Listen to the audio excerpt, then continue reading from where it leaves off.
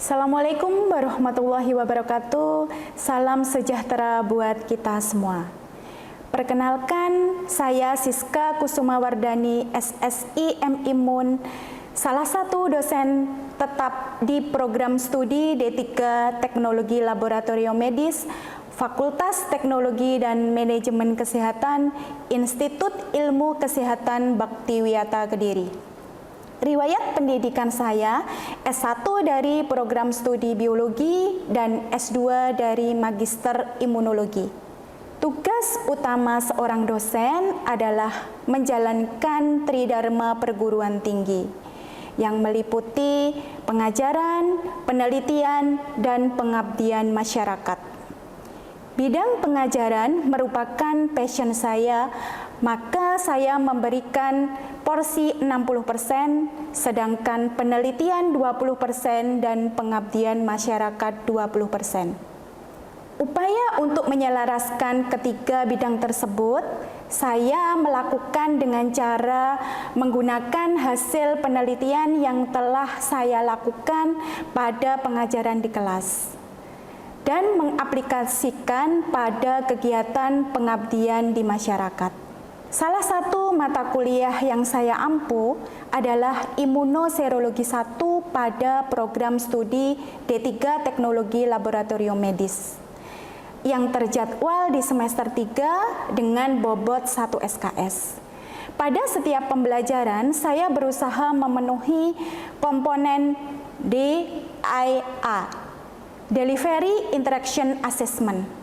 Pada tahap delivery, saya melakukan dengan metode ceramah dan presentasi, dengan menggunakan PPT, dengan memberikan informasi sampai jelas dan mudah dipahami oleh mahasiswa. Pada tahap interaction, saya lakukan dengan proses komunikasi dua arah antara dosen dan mahasiswa, di mana interaksi ini untuk mengaktifkan partisipasi dalam memperdalam pemahaman materi, dan pada tahap asesmen saya lakukan melalui proses pengukuran pemahaman dan pencapaian kompetensi mahasiswa melalui berbagai bentuk evaluasi seperti ujian, kuis, dan tugas. Pada proses pengajaran, saya menggunakan konsep pembelajaran student center learning, di mana mahasiswa diharapkan aktif dan mandiri dalam proses pembelajaran. Strategi pembelajaran yang saya lakukan adalah blended learning. Dalam pelaksanaan perkuliahan, saya menggunakan metode ceramah, diskusi, dan tanya jawab. Kegiatan pembelajaran dilaksanakan secara luring, saya lakukan di dalam kelas, sedangkan daring saya lakukan dengan menggunakan media platform Zoom. Deskripsi mata kuliah Imunoserologi 1 memberikan pengetahuan tentang dasar-dasar ilmu imunologi dan serologi yang berfokus pada mekanisme dan aplikasi reaksi antigen dan antibodi dalam diagnosis laboratorium. Capaian pembelajaran mata kuliah Imunoserologi 1 adalah mahasiswa mampu menguasai teori yang terkait dengan pemeriksaan laboratorium medis, mulai dari tahap pra-analitik, analitik, dan pasca analitik di bidang imunoserologi. Untuk mencapai CPMK tersebut, maka dalam mata kuliah ini disampaikan bahan kajian tentang dasar-dasar imunologi, proses toleransi imunogenik, hipersensitivitas, imunologi tumor dan transplantasi jaringan, imunoprofilaktik, imunologi infeksi, autoimunitas, dan defisiensi imun. Seperangkat pembelajaran tersebut saya tuangkan dalam rencana pembelajaran semester atau yang disebut dengan RPS dan kontrak perkuliahan yang disusun bersama dengan tim dosen pengampu sebelum perkuliahan itu dimulai. RPS ini saya sajikan pada laman Sistem Online Administration Student Information System atau yang disebut dengan OASIS, Sistem informasi yang telah dikembangkan oleh IIK Baktiwiyata Kediri untuk menunjang seluruh kegiatan akademik baik dari pembelajaran. Fitur pembelajaran diakomodir pada laman Oasis, diantaranya adalah pengisian RPS, jurnal perkuliahan, upload materi oleh dosen, download materi oleh mahasiswa, forum diskusi antara dosen dan mahasiswa, upload tugas dan pemberian nilai beserta komposisinya.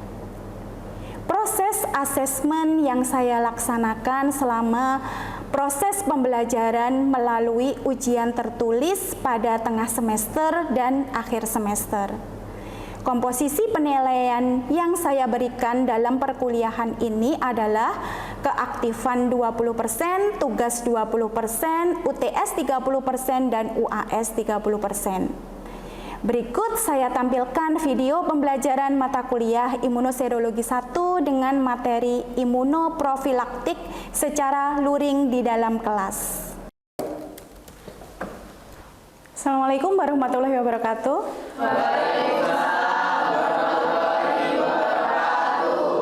Selamat pagi, salam sejahtera buat kita semua. Gimana kabarnya anak-anak hari ini? Baik, Bu. Alhamdulillah. Hari ini Bu Siska akan menjelaskan materi tentang imunoprofilaktik. Apakah dari anak-anak semuanya sudah membuka materi yang sudah Bu Siska upload pada laman Moodle yang ada di Oasis? Sudah, Bu. Baik. Kalau sudah, tentang imunoprofilaktik ini nanti menjelaskan tentang proses vaksinasi dan imunisasi. Ya.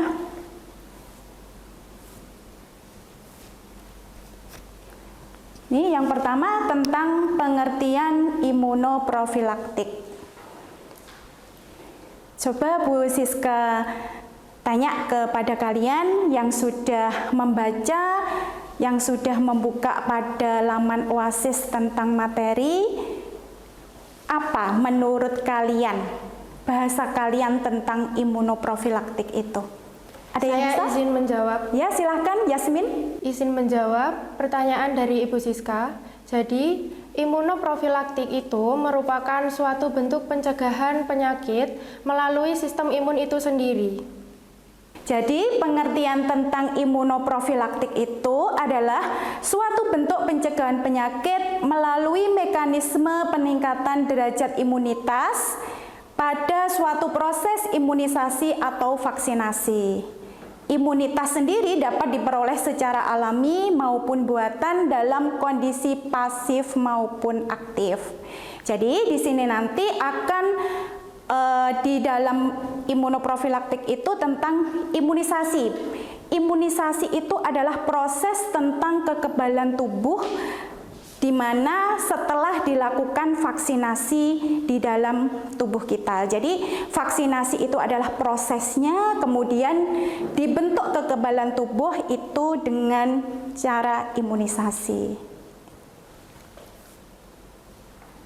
Nih, saya lanjut ke imunisasi ya. Imunisasi itu adalah pemberian kekebalan tubuh terhadap suatu penyakit dengan memasukkan sesuatu ke dalam tubuh agar tubuh tahan terhadap penyakit yang sedang mewabah atau berbahaya bagi seseorang. Imunitas itu berasal dari kata imun yang berarti kebal atau resisten. Imunisasi terhadap suatu penyakit hanya akan memberikan kekebalan atau resistensi pada penyakit itu saja. Jadi hanya satu imunisasi itu hanya untuk satu penyakit. Kemudian sehingga untuk terhindar dari penyakit lain itu diperlukan imunisasi yang lain. Jadi hanya fokus di dalam satu penyakit. Contohnya imunisasi apa? Yang biasanya kalau punya adik balita? Campak. Betul. Ini penjelasan jenis imunisasi. Di dalam jenis imunisasi itu ada dua macam. Ada aktif dan pasif. Kemudian pada imunisasi aktif itu nanti akan dibagi lagi untuk alamiah dan buatan. Nah, kemudian pasif juga seperti itu. Ini masih di imunisasi aktif, itu merupakan pemberian zat sebagai antigen yang diharapkan akan terjadi suatu proses infeksi buatan sehingga tubuh mengalami reaksi imunologi spesifik yang akan menghasilkan respon imun seluler dan humoral. Sehingga apabila benar terjadi infeksi, maka tubuh akan secara cepat itu dapat merespon. Jadi ini contohnya pada imunisasi polio atau campak. Tuh. Untuk perbedaan antara imunisasi aktif yang alami dan buatan, ini dibagi dua ya, untuk yang aktif alamiah dan buatan. Untuk yang aktif alamiah itu adalah kekebalan tubuh yang secara otomatis diperoleh setelah sembuh dari suatu penyakit. Jadi kalau dicontohkan tadi itu tentang cacar air, nah itu prosesnya akan seperti ini. Jadi orang itu kan sudah terkena cacar air. Masuk ke dalam tubuh kita itu adalah antigen ya. Kemudian antigen yang dari luar dia akan membentuk antibodi di dalam tubuh kita. Jadi di dalam tubuh kita itu akan ada sel memori yang diproduksi oleh limfosit T, di mana nanti sel memori itu akan mengingat kembali apabila ada wabah penyakit cacar air itu tadi. Jadi dia itu mempunyai memori untuk pengingat yang diproduksi oleh limfosit T. Kemudian imunisasi aktif buatan, kekebalan tubuh yang didapat dari vaksinasi yang diberikan untuk mendapatkan perlindungan dari suatu penyakit. Kalau yang aktif alami, dia itu sudah ada antigen yang masuk di dalam tubuh kita dan terbentuk antibodi. Tetapi kalau aktif buatan, dia diberikan. Jadi diberikan vaksinasi. Kemudian saya lanjutkan ke imunisasi pasif. Kalau yang tadi aktif, sekarang yang pasif. Kalau pasif, ini adalah pemberian zat atau imunoglobulin, yaitu suatu zat yang dihasilkan melalui suatu proses infeksi yang dapat berasal dari plasma manusia atau binatang yang digunakan untuk mengatasi mikroba yang diduga sudah masuk ke dalam tubuh yang terinfeksi. Di sini merupakan kekebalan tubuh yang didapat seseorang yang dapat kekebalan tubuhnya itu didapatkan dari luar. Contohnya penyuntikan anti tetanus serum. Ini disuntikkan pada orang yang mengalami luka biar tidak sampai terkena tetanus. Kemudian imunisasi pasif itu juga dibagi dua. Kalau yang tadi aktif dibagi alami sama buatan. Pasif juga akan seperti itu. Pasif alamiah dan pasif buatan. Di sini untuk yang pasif alami, antibodi yang didapatkan seseorang karena diturunkan oleh ibu yang merupakan orang tua kandung langsung ketika berada di dalam kandungan. Kalau dari ibu ke anaknya, berarti kalau ibunya itu hamil melalui apa? Plasenta. Nah, ini antibodinya akan melewati plasenta itu kalau itu dalam kondisi hamil. Kemudian imunisasi pasif buatan, di sini kekebalan tubuh yang diperoleh karena suntikan serum untuk mencegah penyakit tertentu. Jadi suntikan serum dari orang yang sakit, kemudian dia dibikin vaksin dan dimasukkan ke dalam tubuh orang sehat. Jadi kekebalan tubuhnya itu dibuat pasif buatan. Dalam pemberian imunisasi pada anak dapat dilakukan dengan beberapa yang anjuran yang Bu Siska tampilkan di sini adalah anjuran dari pemerintah. Jadi wajib diberikan kepada anak balita. Jadi yang wajib itu adalah BCG, Bacillus Calmette-Guerin, kemudian imunisasi DPT, difteri, pertusis, dan tetanus. Kemudian imunisasi polio, imunisasi campak, imunisasi hepatitis B. Hepatitis B itu wajib diberikan pada bayi yang baru lahir, jadi HBO namanya. Yang bagian vaksinasi. Pengertian dari vaksinasi itu adalah tindakan sengaja memasukkan agen penyakit. Agen penyakit di sini adalah antigen. Kalau yang diproduksi di dalam tubuh kita sama limfosit T namanya apa? Antibody. Yang telah dilemahkan. Jadi antigen yang telah dilemahkan dengan tujuan untuk merangsang pembentukan daya tahan tubuh. Jadi antibodi itu ada di dalam tubuh kita. Di sini terhadap suatu penyakit tertentu dan aman untuk tidak menimbulkan penyakit. Ada gambar, 3 gambar. Coba dijelaskan, siapa yang bisa menjelaskan ketiga gambar ini? Dari anak-anak ada yang bisa menjelaskan dari 3 gambar ini prosesnya bagaimana? Siapa yang bisa? Saya izin menjawab, Bu. Ya, Ijaz. Perkenalkan, nama saya Dwi Gija Samanullah. Saya izin menjawab pertanyaan dari Bu Siska tadi. Yang pertama itu pada gambar A itu adalah proses pemasukan antigen. Antigen di sini yaitu antigen yang tidak berbahaya ke dalam tubuh. Kemudian pada gambar B yaitu antigen tadi yang sudah dimasukkan ke dalam tubuh itu merangsang tubuh untuk membuat namanya antibodi. Nah, pada gambar yang C itu setelah terbentuk antibodi, jika ada mikroorganisme atau zat-zat asing yang masuk ke dalam tubuh maka sudah siap dieliminasi oleh antibodi tersebut. Begitu, Bu, terima kasih. Betul, Ijaz. Untuk yang nomor A itu adalah gambar dari vaksin dalam bentuk antigen yang tidak berbahaya, di mana disuntikkan ke dalam tubuh manusia. Jadi ada vaksin yang di atas bulat-bulat, ini ya, tahu ya, yang bulat-bulat itu disuntikkan ke dalam tubuh manusia. Kemudian untuk yang gambar B, vaksin merangsang sistem imun untuk mengeluarkan antibodi. Jadi vaksin yang ada di sini, dia itu nanti akan berkolaborasi dengan limfosit T yang akan menghasilkan produksi antibodi. Di mana antibodi ini nanti yang akan menjadi kekebalan tubuh yang ada di dalam tubuh kita. Jadi menjadi kebal terhadap penyakit tertentu. Kemudian untuk yang gambar C itu adalah pendedahan pada organisme yang dihalangi oleh antibodi. Jadi kalau di sini sudah terbentuk antibodi, di sini begitu ada organisme penyakit yang masuk ke dalam tubuh kita karena antibodinya sudah banyak ya. Lah, itu nanti akan terdedah.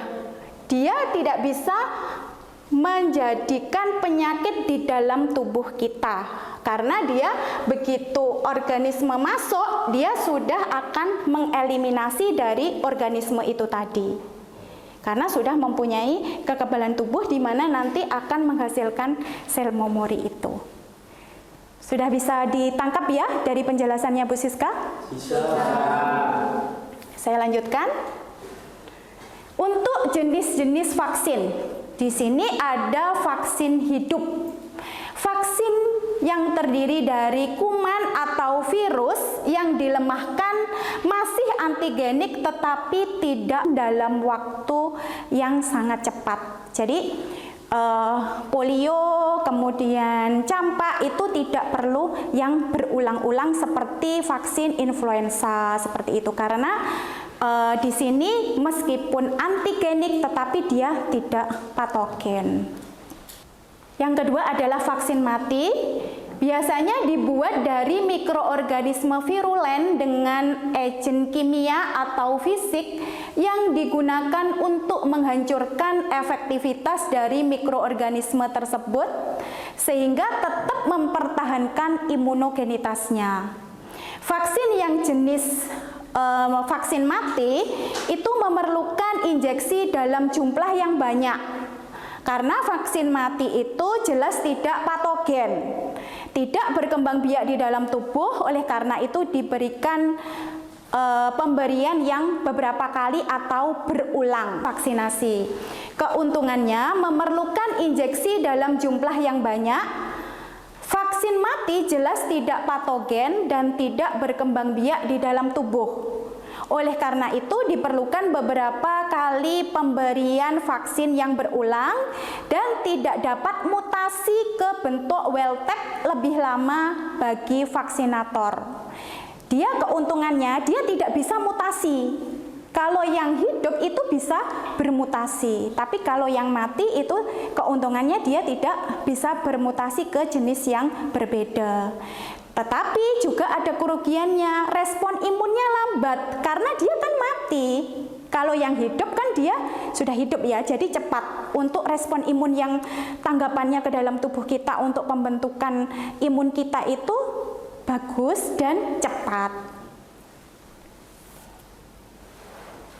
Untuk kualitas dan kuantitas vaksin, di sini yang pertama adalah vaksin merupakan mikroorganisme atau toksoid yang diubah sedemikian rupa sehingga patogenitas atau toksisitasnya hilang tetapi masih tetap mengandung antigenesitas. Kemudian yang kedua, beberapa faktor kualitas dan kuantitas vaksin dapat menentukan keberhasilan vaksinasinya. Jadi di sini seperti pemberian dosis, frekuensi pemberian adjuvan yang dipergunakan dan jenis vaksin tertentu itu masuk ke dalam kualitas dan kuantitas dari vaksin. Kemudian yang ketiga adalah rekombinan. Rekombinan di sini adalah susunan dari vaksin itu. Contohnya di sini ada hepatitis B, itu memerlukan adjuvan, merupakan zat yang secara non-spesifik dapat meningkatkan respon imun terhadap antigen. Kemudian dosis vaksin, di sini untuk dosis vaksin yang terlalu tinggi atau terlalu rendah juga akan mempengaruhi respon imun yang terjadi. Jadi untuk dosis itu juga harus dipakai untuk uji coba dulu. Jadi tidak langsung begitu vaksin itu jadi kemudian langsung diinjekkan ke manusia, enggak. Pasti ada melewati uji coba ke dalam biasanya pada hewan ya ini. Di sini dosis yang tepat dapat diketahui dari hasil uji coba, maka dosis vaksin harus sesuai dengan dosis yang direkomendasikan. Cara pemberian vaksin akan mempengaruhi respon imun yang timbul. Untuk frekuensi pemberian dari vaksin itu mempengaruhi respon imun yang terjadi. Respon imun sekunder bisa menyebabkan sel efektor akan lebih cepat, lebih tinggi produksinya dan afinitasnya lebih tinggi. Selain frekuensi, jarak pemberian pun akan mempengaruhi respon imun yang terjadi. Jadi kalau dia itu efektornya akan lebih cepat, produksinya juga tinggi. Kemudian afinitasnya juga seperti itu.